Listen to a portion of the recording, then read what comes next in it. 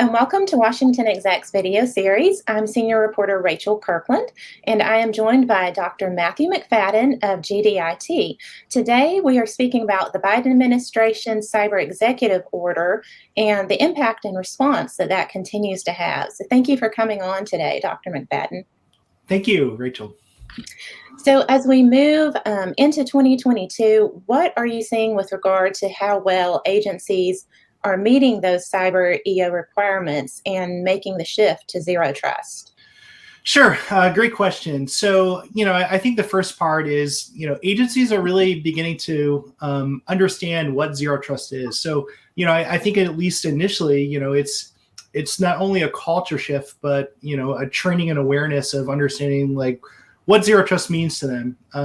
The whole idea with zero trust is, you must verify everything to establish access. So, whether, no matter the system, the network, the service, the person, we're verifying a lot of components, ensuring that, access is available. So the idea is we're creating these enforcement points through, various devices, users, networks, and it requires a very robust set of capabilities to be able to do that. So I think with that, right, it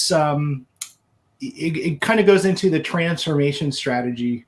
So, zero trust is a framework. It isn't a single capability. And agencies are beginning to understand that, it's a business outcome. So multiple stakeholders across the organization has to begin to adopt zero trust as part of their operations and policy. And I think from there, we begin to drive what kind of metrics and what type of capabilities of, to drive towards maturity. And agencies are now putting together their implementation plans to support what investments they have to make to be able to enable that zero trust framework. Absolutely. And GDIT, you guys are supporting some of the government's largest cyber operations on their zero trust journeys. You've worked with the Air Force, Navy, Patent and Trade Office, just to name a few. What are you learning about what works for making the shift to zero trust and what doesn't? Sure. So I think the important thing again is, it's a strategy and framework. So, we can't necessarily bolt on zero trust. We really have to build it in from the ground up. And really that is what works best. So, I think one of the first things is, agencies really have to understand what they have in order to defend and protect it with zero trust. So I think a lot of what we've been assisting with is helping with that assessment, not only of, the capabilities required to perform zero trust, but also, what are the devices, what are the networks, and then what is most beneficial for the adoption of zero trust. So, I think, being a system integrator, we're really helping with that assessment piece and advisory.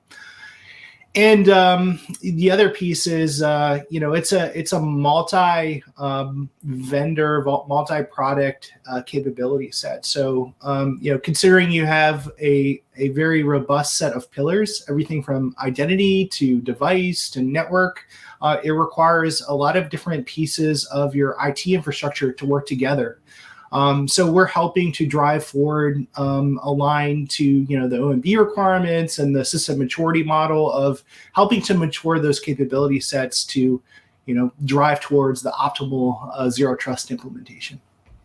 Now, what recommendations do you have for agencies that are interested in leveraging artificial intelligence and machine learning when it comes to cyber threat detection and remediation? Sure. So, I think the first thing that I always say, it's really about understanding those outcomes and metrics. AI and machine learning isn't necessarily a replacement for, everything cyber, but I think it's an important enabler towards certain outcomes. So, if we're trying to use it to detect unknown threats or certain use cases like a disconnected network, it works extremely well. And I think one of the important drivers towards leveraging, AI and machine learning and autonomous cyber, type capabilities are, that our data is increasing, that the tech landscape is changing. We have a finite workforce. So it's really about driving efficiency and effectiveness. And, AI and machine learning really helps drive towards that. And now the topic I want to end on is just, can you discuss how organizations can enhance supply chain risk management practices to address risk in the supplier ecosystem?